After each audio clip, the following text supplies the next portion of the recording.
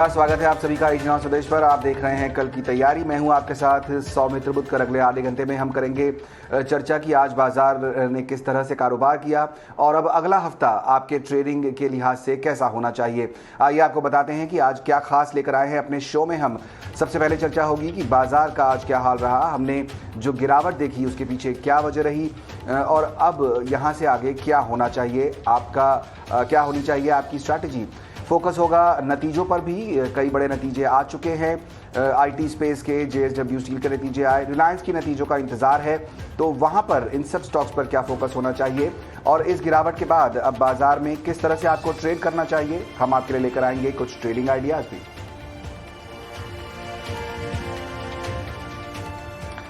और बाजार में हमने देखा कि लगातार चौथे दिन गिरावट हावी रही। हफ्ते के आखिरी दिन निफ्टी 140 अंक गिरकर गिरा और सेंसेक्स जो है वो करीब 425 पॉइंट गिरा। निफ्टी बैंक में भी हमने देखा कि 270 पॉइंट से ज़्यादा की बिकवाली रही। दिन भर कारोबार कैसा रहा ये बताने के लिए मेरी सहयोगी पूजा त्रिपाठी जुड़ रही हैं। जी, बाजार में जो गिरावट चल रही है उसके पीछे 5 बड़ी वजह है। पहला तो ये है कि लगातार जो जिस तरह से ग्लोबल मार्केट से संकेत मिल रहे हैं, काफी ज्यादा कमजोर संकेत हैं। लगातार 5वें दिन अमेरिकी बाजारों में गिरावट देखने को मिली है। फेड की तरफ से फाइनेंशियल टाइटनिंग हो रही है और यूएस में भी अनुमान से कमजोर आर्थिक आंकड़े और नतीजे देखने को मिल रहे हैं। उसका भी असर भारतीय बाजारों पर और एशियाई बाजारों पर देखने को मिल रहा है। एफआईएस की भी बात करें तो वहां पर भी कैश मार्केट में लगातार बिकवाली जारी है और अगर 7 दिनों का आंकड़ा करीब देखें तो करीब 13,000 करोड़ से ज्यादा की बिकवाली इस वक्त कैश मार्केट में एफआईएस कर चुके हैं। चौथी बड़ी वजह यह है कि दिसंबर तिमाही में जिस तरह से नतीजे जो आ रहे हैं, ऑपरेटिंग फ्रंट पर कुछ कमजोरी दिखाई दे रही है और जो दिग्गज बड़ी कंपनी है कंजम्पशन स्पेस की, एचयूएल, बजाज फाइनेंस जैसी कंपनियां हैं, उनका भी यही कहना है कि ग्रामीण और लो इनकम कंज्यूमर सेगमेंट में कुछ धीमी ग्रोथ का इशारा किया है और आने वाले समय में एक चुनौती पूर्ण माहौल कहने की बात की जा रही है। इस तरह के कमेंट्स निकल कर आ रहे हैं ये जो कंजम्पशन बेस्ड कंपनियां हैं वो सभी। तो इसी वजह से हम देख रहे हैं कि बाजार में लगातार एक गिरावट देखने को मिल रही है और यही सब सारी कारण है जिसकी वजह से बाजार में जो दबाव है वो सब बनाने का काम कर रहे हैं। जी, आज की गिरावट में जिनका सबसे बड़ा हाथ था वो था इन्फोसिस का और कुछ बैंकिंग स्टॉक्स थे और आईटी स्टॉक्स थे। इसके अलावा मेटल शेयरों में भी हमने देखा दबाव देखने को मिला और रियल्टी शेयरों में भी हम देख रहे हैं कि लगातार एक कमजोरी का जो माहौल है वो जारी है। निफ्टी में जो अगर पॉइंट वाइज बात करें, जो सबसे बड़े ड्रैगर्स थे वो थे Infosys, ICICI bank, LNT, Bajaj Finserv और भारती एयरटेल। इन्होंने कमजोरी बनाने का काम किया और अगर इस पूरे हफ्ते हम बात करेंगे तो निफ्टी करीब 3% कमजोर था, सेंसेक्स में भी करीब 3.5% की कमजोरी देखने को मिली है और जो ब्रॉडर इंडाइसेस हैं वहां पर भी करीब 3 से 4% की कमजोरी देखने को मिली है। इसके अलावा अगर सेक्टर पर बात करें तो सबसे ज़्यादा टूटे हैं आईटी शेयर, जो कि इंडेक्स की अगर बात करें तो करीब 7% की कमजोरी वहां पर देखने को मिली है। उसके बाद health care, pharma, consumer durable जो इंडेक्स है वहां पर भी कमजोरी देखने को मिली है। इस पूरे हफ्ते अगर गिरने वाले शेयरों की बात करें तो आईटी शेयर में कमजोर थे और उसमें जो टॉप लूजर था वो था एचसीएल टेक। पूरे हफ्ते देखेंगे तो 12% की गिरावट देखी गई है। उसके बाद बजाज फिनसर्व में 10% की गिरावट थी, बीवीज लैब में भी कमजोरी थी, टेक महिंद्रा और श्री सीमेंट में भी कमजोरी देखी गई करीब 8% की। तो ये कुछ ऐसे स्टॉक्स थे जिन्होंने इस पूरे हफ्ते बाजार में दबाव बनाने का काम किया। और इटिना सुरेश पर हम लगातार देश के दिग्गज निवेशकों से बात करते रहते हैं ताकि ये समझ सकें कि बाजार की चाल का आगे कैसे पूरा फायदा उठाया जा सकता है। हमने आज बात की मैक्स लाइफ इंश्योरेंस के डायरेक्टर और सीईओ मिहिर वोहरा से और उनको लगता है कि आने वाले साल 2 साल बाजार के लिए बेहतर हो सकते हैं। आइए सुनते हैं इस बातचीत का एक हिस्सा। 2 साल से हम जो इंडिया के लिए जो इंडियन मार्केट्स में जो हम प्ले कर रहे थे, ओवरवेट थे या बुलिश थे, वो ग्लोबल लिंक सेक्टर्स थे जैसे कि आईटी, फार्मा, एक्सपोर्टर्स हैं, इवन ऑटो एंसिलरीज वगैरह जो थे, जहाँ पे ग्लोबल डिमांड को लिंक करके काफी अच्छी सेल्स हो रही थी, ग्रोथ हो रही थी। इसमें फिर चाइना +1 वाली स्ट्रेटेजी भी आ जाती है जहाँ पे lot of manufacturing is coming away from China and into India and other countries. तो ये जो ग्लोबल जो आउटवर्ड लुकिंग सेक्टर्स थे उसमें हम ज्यादा बुलिश थे। लेकिन जैसे ही मैंने स्टार्टिंग में बताया कि अब जो है best of the fiscal and monetary stimulus in the western world जो है वो शायद पीक हो चुका है, वो the best is already past us. अब इंक्रीमेंटली रेट्स बढ़ने ही है, इंक्रीमेंटली लिक्विडिटी ग्लोबली जो है वो कम होनी है। फेडरल रिजर्व की बैलेंस शीट इंक्रीमेंटली फ्लैट होएगी और फिर उसके बाद ड्रॉप करेंगे।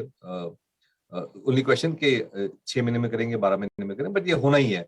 तो जो बेस्ट कंडीशंस थी ग्रोथ की और लिक्विडिटी की in the external world, global world, वो अब हो चुकी है। इंडिया में हमने ऐसा कोई बड़ा फिस्कल स्टिमुलस किया नहीं था, हमारे पास रिसोर्सेज भी कम थे और हम टारगेटेड जो था किया था, तो कंपेयर टू वेस्ट में जितना स्टिमुलस किया था हम इंडिया ने काफी कम किया था। तो हमें ये लगता है कि अब जो है बारी है इंडिया के ग्रोथ की, क्योंकि related to the rest of the world अब जो नेक्स्ट 2 साल आएंगे उसमें इंडिया की ग्रोथ बेटर दिखेगी, क्योंकि हम अभी भी काफी डोमेस्टिक डिमांड लिंक्ड इकोनॉमी है।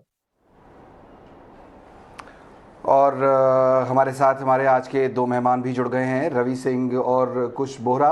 बहुत बहुत स्वागत है आप दोनों का। कुश, आपसे समझना चाहेंगे अब जिन लेवल्स पर आकर निफ्टी खड़ा है, इस हफ्ते ये उम्मीद नहीं थी हालांकि कि इतनी ज़्यादा गिरावट देखने को मिलेगी, पर 3-3.25% गिरावट हमने देख ली है। ग्लोबल भी संकेत कोई बहुत अच्छे दिखाई नहीं देते हैं, क्रूड ऑल टाइम हाई पर चल रहा है, यूएस पर टेक्नोलॉजी स्टॉक्स की पिटाई हो रही है। अब चार्ट्स के लिहाज से आपको क्या लगता है, यहाँ से नेक्स्ट वीक कंसोलिडेशन होगा, बजट के बाद ही कोई मूव देखने को मिल सकता है? जी सौमित्रा, नमस्कार। देखिए, ये जिस तरह से आपने बताया जो फॉल था, ये जो मार्केट में हम जनवरी के स्टार्ट में जो राइज देख रहे थे, बिल्कुल उसी के वी शेप में और अदर ए शेप में मार्केट उस तरह से नीचे आया है। अब जब लिक्विडिटी और सेंटिमेंट जैसे शब्द मार्केट में आने लगते हैं, तब लेवल्स इमीडिएट लेवल्स जो है वो मायने नहीं रखते हैं। जिस तरह से हमने देखा मार्केट सारे अच्छे और मजबूत लेवल्स ब्रेक करके नीचे आया था, लेकिन कहीं अब ये संकेत आ रहे हैं कि शायद ये जो सेलिंग है ये जरा सी ओवरडन टेरिटरी में जा रही है। सिस्टम में शॉर्ट्स भी क्रिएट हुए हैं और इनका एक छोटा सा एडवांटेज ये भी होता है कि जब मार्केट में इतने शॉर्ट्स क्रिएट होते हैं तो शॉर्ट कवरिंग के चांसेस भी बनते हैं। तो शॉर्ट कवरिंग और फ्रेश बाइंग, वैल्यू बाइंग जब साथ में एक बार आती हैं तो मार्केट्स राइज भी बहुत तेजी से होते हैं, ये एक उम्मीद है। अगर मैं लेवल्स की बात करूं तो आज मार्केट्स ने जो लोज बनाए हैं, निफ्टी और बैंक निफ्टी दोनों ने, क्योंकि लास्ट आधे घंटे 1 घंटे में हमने देखा मार्केट्स अच्छे बाउंस कर गए थे, तो आज के जो क्लोजिंग लेवल्स हैं और अदर आज के जो लोज हैं वो बहुत ही इंपॉर्टेंट लेवल्स बन जाएंगे। किसी की अगर लॉन्ग पोजीशन है मार्केट में तो उन लेवल्स को होल्ड करके चलना चाहिए। जो है आपका निफ्टी में 17,500 का और इसके नीचे सीधे 17,000 का एक लेवल बनता है जो बहुत स्ट्रॉन्ग सपोर्ट है। और बैंक निफ्टी की अगर बात करें तो 37,200 ये एक लेवल है जो क्रूशियल है, आज के लोस के आसपास भी है। इसके नीचे 36,500 ये लेवल्स हैं जहां पे मार्केट को एक बार के लिए रेस्ट करना चाहिए अगर इन लेवल्स तक आता है तो। और अगर इन्वेस्टमेंट के हिसाब से देखें तो जिस तरह से हम हमेशा गिरते हुए मार्केट में बाइंग अपॉर्चुनिटीज ढूंढते हैं, I think where there investors buy करना शुरू कर सकते हैं इन स्मॉल अमाउंट्स इस फॉल में। ओके, तो आप अपॉर्चुनिटी देख सकते हैं, लेकिन छोटे अमाउंट में कीजिए तो बेहतर होगा। जैसा कि हम चर्चा भी कर रहे हैं कि बस बजट बहुत दूर नहीं है, 1 हफ्ता और है, तो थोड़े से क्यूज़ और भी अभी दिखाई देंगे और ग्लोबल मार्केट से बहुत अच्छे संकेत फिलहाल नहीं दिख रहे हैं। हम रवि को भी इस चर्चा में शामिल करेंगे, लेकिन उनसे मैं पूछूंगा सबसे बड़ा सवाल आज के दिन का। उससे पहले मेरे सहयोगी सौमित मेरे साथ जुड़े हुए हैं। अभी इंतज़ार हो रहा है रिलायंस इंडस्ट्रीज़ के नतीजों का और काफ़ी फोकस में रहता है ये स्टॉक, क्योंकि मार्केट मूविंग है, मार्केट कैप के लिहाज से सबसे बड़ी कंपनी है। तो सौमित, सबसे पहले तो आप बताइए कि क्या उम्मीद कर रहे हैं रिलायंस के नतीजों से इस बार? एनालिस्ट एस्टिमेट्स के हिसाब से रिलायंस इंडस्ट्रीज़ के नंबर 3rd क्वार्टर में अच्छे आने की एक्सपेक्टेशंस है। अगर आप देखेंगे कंपेयर टू लास्ट क्वार्टर, तो कंपनी का रेवेन्यू करीब 8% से ऊपर हो सकता है, एबिटा 10% से ग्रो कर सकता है, मार्जिन करीब 15.8% पे आ सकता है और नेट प्रॉफिट करीब 15% से ग्रो कर सकता है। अब रिलायंस इंडस्ट्रीज़ के जो 2 की डिवीजन रहेंगे जो ग्रोथ लीड करेंगे रिलायंस इंडस्ट्रीज़ के लिए, वो रहेंगे रिटेल और रिफाइनिंग। रिटेल में एनालिस्ट एक्सपेक्ट कर रहे हैं एबिटा का ग्रोथ करीब 21% होने का, क्योंकि जो फेस्टिव सीजन था उसमें एक स्ट्रॉन्ग डिमांड देखने को मिली। उसके अलावा कोविड रिलेटेड रेस्ट्रिक्शंस कम थे, स्टोर एडिशन काफ़ी रोबस्ट था और कंपनी का जो न्यू कॉमर्स बिजनेस है जियो मार्ट, उसमें भी अच्छा खासा ट्रैक्शन देखने को मिला। उसके अलावा जो O2C सेगमेंट है, ऑयल टू केमिकल सेगमेंट, उसमें एनालिस्ट एक्सपेक्ट कर रहे हैं कि एबिटा ग्रोथ करीब 13% की आ सकती है। और O2C सेगमेंट में जो रिफाइनिंग डिवीजन है वो आउट परफॉर्म कर सकता है। और रिफाइनिंग डिवीजन आउट परफॉर्म करने के पीछे का कारण ये होगा कि Singapore gross refining margin third quarter में ऊपर की तरफ था और इसी कारण रिफाइनिंग बिजनेस जो है वो आउट परफॉर्म करेगा। अब अगर पेट्रोकेमिकल डिवीजन देखेंगे तो उसका परफॉर्मेंस करीब फ्लैटिश टाइप होगा कंपेयर टू लास्ट क्वार्टर, और इसके पीछे का कारण ये है कि जो रॉ मटेरियल कॉस्ट था वो थर्ड क्वार्टर में ऊपर था। अब जो पेट्रोकेमिकल डिवीजन है इसके लिए जो रॉ मटेरियल है वो है गैस, और गैस प्राइसेस ऊपर होने के कारण कंपनी का जो गैस एक्सप्लोरेशन बिजनेस है उसको बेनिफिट हो सकता है, और एनालिस्ट एक्सपेक्ट कर रहे हैं गैस एक्सप्लोरेशन बिजनेस का एबिटा करीब 71% से ऊपर हो सकता है। अब अगर हम टेलीकॉम बिजनेस देखें रिलायंस इंडस्ट्रीज का, तो उसमें एक stable set of numbers expected है एनालिस्ट को। रेवेन्यू, एबिटा, नेट प्रॉफिट करीब 4 to 5% से ग्रो कर सकता है, और इसके पीछे का कारण होगा कंपनी का हायर आरपू और सब्सक्राइबर ग्रोथ। हायर आरपू हो सकता है क्योंकि कंपनी ने दिसंबर में टैरिफ हाइक लिया था, और सब्सक्राइबर ग्रोथ देखना जरूर इंपॉर्टेंट होगा क्योंकि अगर आपको याद होगा तो सेकेंड क्वार्टर में कंपनी ने पहली बार सब्सक्राइबर लॉस रिपोर्ट किया था। उसके अलावा की चीज़ें जो इंपॉर्टेंट रहेगी रिलायंस इंडस्ट्रीज़ के रिजल्ट में वो है मैनेजमेंट कमेंट्री कैसी रही है, क्योंकि अभी हम जो थर्ड वेव देख रहे हैं उसके कारण जो रिटेल फुटफॉल है उस पर क्या इम्पैक्ट हुआ है, उसका मैनेजमेंट कमेंट्री सुनना इंपॉर्टेंट रहेगा। उसके साथ कंपनी का जो प्रोग्रेस हो रहा है टुवर्ड्स वो न्यू एनर्जी बिजनेस वो जानना भी इंपॉर्टेंट रहेगा। कंपनी का जो नया फ़ोन लॉन्च किया था उन्होंने दिवाली में जो कि जियो फोन नेक्स्ट था, उसके लिए कैसा रिस्पॉन्स मिला है वो जानना इंपॉर्टेंट रहेगा। और आखिर में कंज्यूमर बिहेवियर कैसा रहा है जब से कंपनी ने टैरिफ हाइक लिया है दिसंबर में, ये जानना भी ज़रूर इंपॉर्टेंट होगा।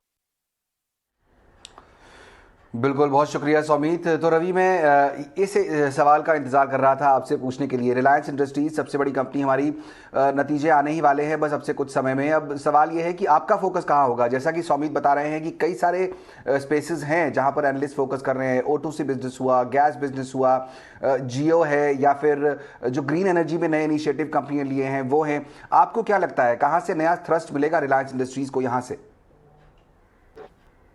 देखिए, ओवरऑल स्ट्रक्चर में देखें तो पॉजिटिविटी तो काफी बन चुकी है, और इसी वजह से मार्केट पे इतने बड़े करेक्शन के बावजूद भी रिलायंस में वो करेक्शन नहीं देखने को मिल रहा। और अभी अगर बिजनेस सेगमेंट वाइज देखें तो देखिए रिफाइनरी का डेफिनेटली है कि प्रॉफिट यहाँ पर बढ़ता हुआ नजर आएगा। जियो को लेकर के जो एक अनुमान है उसमें एक्सपेक्टेशन पे काफी खरा उतर सकता है। और तीसरा की जो रिटेल सेक्टर की जो ग्रोथ देखने को मिल रही है इन तीनों में स्ट्रांग जो है वो ग्रोथ देखने को मिल सकती है। ओवरऑल अगर स्ट्रक्चर को शॉर्ट करें तो ये समझ में आता है कि जो पिछली क्वार्टर में 11% की ग्रोथ पैट में देखने को मिली थी वो इस बार बढ़ के 13% तक जा सकती है।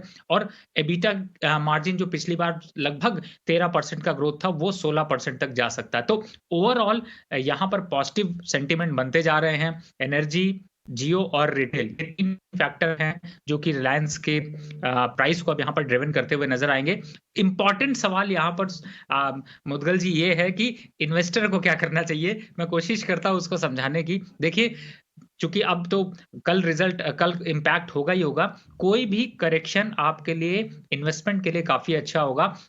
अगर डिप में 2350 के लेवल आपको रिलायंस में मिलते हैं तो आपको इन्वेस्टमेंट जरूर करनी चाहिए, क्योंकि अपसाइड का टारगेट यहां से कम 2600 से 2700 बजट तक में ही सिर्फ आपको देखने को मिल सकता है। तो मुझे लगता है कि इन्वेस्टमेंट स्ट्रैटेजी के पॉइंट ऑफ व्यू से भी यहां पर रिलायंस काफी अग्रेसिव है रिटर्न अदर स्टॉक और अदर जो एवेन्यूज हैं उनके कंपैरिजन में। ओके, तो वो है व्यू रिलायंस पर, लेकिन उसके अलावा कुछ और भी, जब तक हम इंतज़ार कर रहे हैं रिलायंस इंडस्ट्रीज़ के नतीजों का, तब तक कुछ और भी अहम नतीजे जो आज आए हैं उन पर भी बात कर लेते हैं। JSW स्टील के नतीजे आज आए और अनुमान से बेहतर नतीजे रहे हैं। मुनाफे और आय में कितनी बढ़ोतरी हुई है बताने के लिए मेरी सहयोगी अशेषा हमारे साथ जुड़ रही हैं। जी हाँ, JSW स्टील के नंबर्स में इस क्वार्टर में हम डिक्लाइन एक्सपेक्ट कर रहे थे सिक्वेंशियल बेसिस पर। रेवेन्यू एक्सपेक्टेशन से अच्छा आया है, लेकिन एबिटा मार्जिन्स में एक बड़ा डिसअपॉइंटमेंट दिखाई दे रहा है। रेवेन्यू 38,071 करोड़ के आसपास आया है वर्सेस 32,500 करोड़, जो 17% इम्प्रूवमेंट है क्वार्टर ऑन क्वार्टर बेसिस पर। एबिटा 9,600 करोड़ पे आया है वर्सेस 10,400 करोड़, जो 12% डिक्रीज है क्वार्टर ऑन क्वार्टर बेसिस पर। एबिटा मार्जिन्स जैसे कि मैंने कहा 24% पे आए हैं वर्सेस 32% लास्ट क्वार्टर, तो 800 बेसिस पॉइंट का हमने डिक्लाइन देखा क्वार्टर ऑन क्वार्टर बेसिस पर। बाकी इंटरनल्स की बात करें तो रियलाइजेशंस हम एक्सपेक्ट कर रहे थे मार्जिनली इंप्रूव करेंगे, लेकिन इस क्वार्टर रियलाइजेशंस डिक्लाइन हुए हैं 72,215 रुपीज़ पर टन पे आए हैं वर्सेस 73,980 रुपीज़ पर टन पिछले क्वार्टर में। और एबिटा पर टन भी डिक्लाइन हुआ है। एबिटा मार्जिन्स की बात करें तो एबिटा मार्जिन्स डिक्लाइन इसीलिए हुए हैं बिकॉज कोकिंग कोल प्राइसेस बढ़े और पावर कॉस्ट भी इस क्वार्टर में बढ़ा। सेल्स वॉल्यूम इस क्वार्टर में अच्छे थे, कंपनी ने ऐसा कहा, ऑटोमोटिव, सोलर और अप्लायंस सेक्टर की सॉलिड डिमांड के कारण। एक्सपोर्ट्स इस क्वार्टर में टोटल सेल्स के 15% है versus 23% last quarter. So all in all EBITDA margins में एक बड़ा मिस दिखाई दे रहा है, लेकिन रेवेन्यूज एक्सपेक्टेशन से अच्छे आए हैं। कुछ यहाँ पर पिछले कुछ समय से हमने देखा कि मेटल स्टॉक दबाव में रहे हैं। आज भी जब बाजार कमज़ोर था तो JSW स्टील जो है वो करीब 2 से 2.5% नीचे जाकर बंद हुआ है। क्या कॉल रहेगा JSW स्टील पर? अब तो नतीजे भी आ चुके हैं। जी, अगर हम प्योरली टेक्निकल और चार्ट्स की बात करें तो देखिए काफी पॉजिटिव ट्रेंड में है पिछले कुछ महीनों से। जैसे हम लोअर हाई पैटर्न कहते हैं, तो स्टॉक्स ने काफी लोअर हाई पैटर्न बनाया है। हर नीचे के लेवल पे स्टॉक में बाइंग इंटरेस्ट देखा गया है। और अभी जो स्टॉक की आज की क्लोजिंग रही है वो एक उसके जो मीडियम टर्म एवरेजेस होते हैं ठीक उनके आसपास ही हुई है। तो कोई स्ट्रक्चरली इसमें नेगेटिव संकेत नहीं मिल रहे हैं। इमीडिएट ट्रेंड तो देखिए हम जानते हैं मार्केट के हिसाब से जरा सा बेरिश है, लेकिन ओवरऑल इसका स्ट्रक्चर अभी भी पॉजिटिव है। अगर कोई ट्रेडर इसमें एंट्री करना चाहे तो बेशक कर सकते हैं मंडे को लेवल्स देख के। लेकिन 660 के जो लेवल्स हैं वो स्टॉक होल्ड करता है तो 680 तक डेफिनेटली ये स्टॉक फिर से रैली कर सकता है। ओवरऑल स्ट्रक्चर में कोई नेगेटिविटी नहीं है, बाय किया जा सकता है यहाँ भी और जरा से लोअर लेवल्स पे भी। ओके, तो 660 का वो लेवल है जहां पर आप पोजीशन ले सकते हैं। अगले हफ्ते के लिए ये एक ट्रेड हो सकता है आपके प्लान में, जैसा कुछ रिकमेंड कर रहे हैं।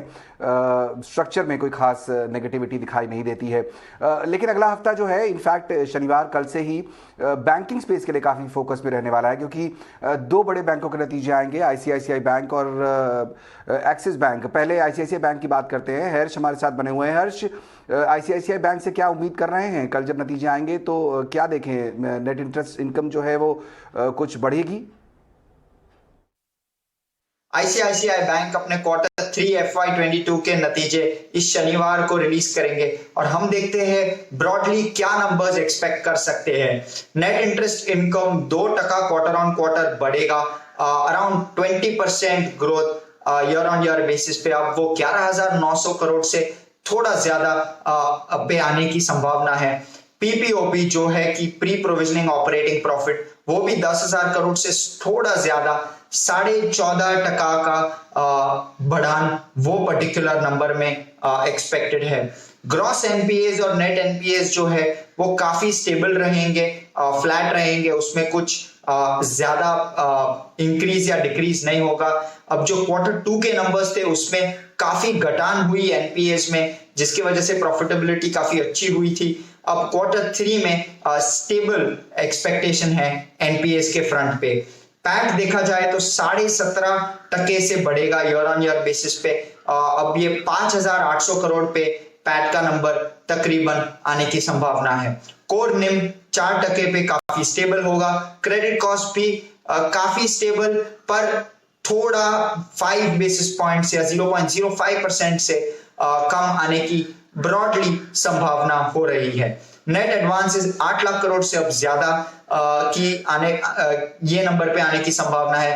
15% plus year on year growth advances में, तो ब्रॉडली अच्छा ग्रोथ दिखाएगा ICICI बैंक, ऐसा एक्सपेक्टेशन है। मैनेजमेंट कमेंट्री के साइड पे ग्रोथ पे क्या कमेंट्री आएगी वो काफी इंटरेस्टिंग होगा। स्लिपेजेस और एसेट क्वालिटी पे भी जो कमेंट्री आएगी वो एक की मॉनिटरेबल होगा। तो ब्रॉडली ये नंबर्स ICICI बैंक से शनिवार को एक्सपेक्टेड। बिल्कुल, तो अच्छे नंबर्स आने की उम्मीद है ICICI बैंक से। लेकिन हर्ष, आप हमारे साथ हैं तो एक्सिस बैंक पर भी आपका व्यू लेना चाहेंगे, क्योंकि हमने देखा जब IT कंपनियों के एक साथ नतीजे आए तो इन्फोसिस के बहुत अच्छे नंबर्स आए, लेकिन विप्रो के काफ़ी ख़राब रहे। एक्सिस बैंक, अब जब 2 बैंक के एक साथ नतीजे आ रहे हैं तो ये जानना ज़रूरी है कि ICICI अगर अच्छा परफॉर्म करेगा तो क्या उसका असर एक्सिस पर भी दिखेगा? क्या एक्सिस बैंक के भी नंबर्स अच्छे आने वाले हैं? एक्सिस बैंक अपने Q3 FY22 के नंबर्स रिलीज करेगा और हम देखते हैं कि अपेक्षाएं क्या है एक्सिस बैंक से। नेट इंटरेस्ट इनकम नंबर 11.2% से बढ़ेगा, अब 8,200 करोड़ के आसपास वो नंबर आने की संभावना है। पीपीओपी देखा जाए तो 6,200 करोड़ तक राइज होगा और वो है 5% गेन जब हम देखें सिक्वेंशियल बेसिस पे। प्रोविजंस नंबर कम आएगा, काफी कम आएगा जब हम ईयर ऑन ईयर बेसिस पे देखें तो बैंक अपना प्रोविजंस बढ़ा रहा है और अच्छी तरीके से प्रोवाइड कर रहा है, ऐसे दिख रहा है। 24% क्वार्टर ऑन क्वार्टर प्रोविजंस बढ़ेगा, per year on year basis पे प्रोविजंस 50% से भी ज्यादा घटेगा और अब वो 2,100 करोड़ का प्रोविजंस ये क्वार्टर में करने की संभावना है। ग्रॉस एनपीएस एब्सोल्युटली स्टेबल रहेंगे 3.5% पे, ऐसे अपेक्षा है, और नेट एनपीएस 1.1% पे वो भी स्टेबल रहेंगे।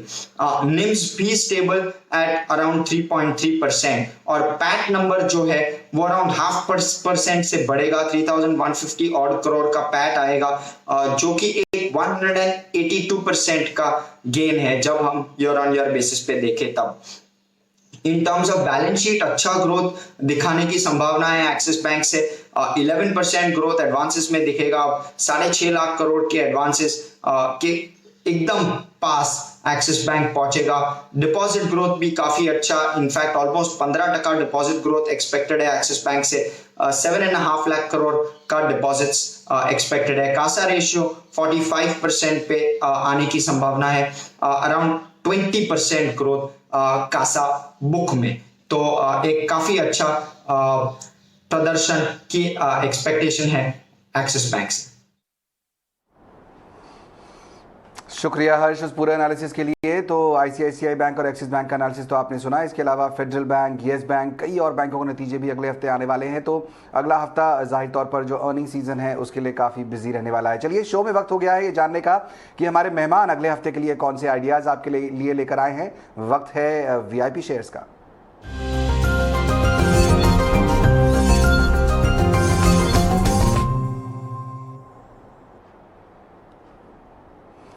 चलिए, शो में मेरे पास समय की थोड़ी कमी है, मैं दोनों ही मेहमानों को 1-1 मिनट देना चाहूंगा। रवि, आपसे शुरुआत करूंगा, बताइए कौन से आइडियाज आप लेकर आए हैं आज। बिल्कुल, इस समय देखिए 2 स्टॉक्स काफी चर्चा में आगे आ सकते हैं। पहला स्टॉक है कावेरी सीड, जिसे मैंने बजट की वजह से सेलेक्ट किया है। परफॉर्मेंस बजट तक के लिए ही सिर्फ एक निवेश किया जा सकता है, कम से कम 600 रुपए तक के टारगेट यहाँ पर अचीव हो सकते हैं, तो आप इसको अपने पोर्टफोलियो में शामिल कर सकते हैं। फंडामेंटल्स यहाँ पर स्ट्रांग है, लेकिन बजट एक्सपेक्टेशन में इस स्टॉक में और बड़ी ग्रोथ देखने को मिल सकती है। दूसरा है हिंदुस्तान जिंक, हालांकि ये फंडामेंटल भी काफी स्ट्रांग है, लेकिन जो मेटल्स के प्राइसेस जिस तरीके से मूव कर रहे हैं उसका भी फायदा यहाँ पर मिलेगा। अपसाइड में 370-380 रुपए तक के टारगेट आपको अचीव होते हुए नजर आ सकते हैं। तो लॉन्ग टर्म के लिए लेना है तो हिंदुस्तान जिंक ले लीजिए, और बजट तक के लिए सिर्फ अगर आपको निवेश करना है तो कावेरी सीड्स ले लीजिए। बिल्कुल, रवि की यही सबसे अच्छी बात है कि वो मौका देखकर आपके आसपास जो समय है, कौन सा दिन है, किस तरह की बातें हैं, उस हिसाब से आइडियाज़ देते हैं। हमें याद है कि नए साल पर इनफैक्ट दिवाली पर भी उन्होंने उसी हिसाब से आइडिया दिए। तो अगर आप बजट तक का प्ले रखना चाहते हैं तो कावेरी सीड्स आपके लिए सबसे बढ़िया ऑप्शन है। 600 रुपये तक के टारगेट यहाँ, हिंदुस्तान जिंक लॉन्ग टर्म का व्यू यहाँ पर 370 के टारगेट। कुछ आप कौन से आइडियाज़ लेकर आए हैं अगले हफ्ते के लिए? जी सौमित्रा, ट्रेडर्स के लिए पहला सजेशन है, पहला रिकमेंडेशन है आदित्य बिरला फैशन का। स्टॉक की 302 के आसपास क्लोजिंग हुई है, बहुत ही क्रूशियल लेवल है, सपोर्ट पे ही क्लोज हुआ है और स्टॉक का मोमेंटम जरा सा पॉजिटिव है मीडियम टर्म बेसिस पे। तो 295 के स्टॉप लॉस से और 320 के टारगेट के लिए इस स्टॉक को ट्रेडर्स बाय कर सकते हैं। और अगर हम इन्वेस्टर्स की बात करें तो एचडीएफसी बैंक, नतीजे तो हम देख ही चुके हैं और आज भी स्टॉक ने अच्छा परफॉर्म किया है पूरे बैंकिंग क्षेत्र के मुकाबले। तो 1520 का इसका आज का क्लोजिंग है। 1490 के स्टॉप लॉस के साथ 1575 के टारगेट के लिए इन्वेस्टर्स इस स्टॉक को बाय कर सकते हैं। ओके, तो आदित्य बिरला एक फोकस में स्टॉक है यहाँ पर, और उसके अलावा एचडीएफसी बैंक, नतीजे तो पूरे बैंकिंग सेक्टर के आने ही वाले हैं। ये वो अगले हफ्ते के लिए ट्रेडिंग आइडियाज़ हैं जो कुछ लेकर आए हैं। चलिए, बहुत बहुत शुक्रिया रवि और कुछ आज शो में शामिल होने के लिए और हमसे चर्चा करने के लिए और अपने आइडियाज़ भी देने के लिए। कल की तैयारी में फिलहाल पूरी टीम को दीजिए इजाज़त।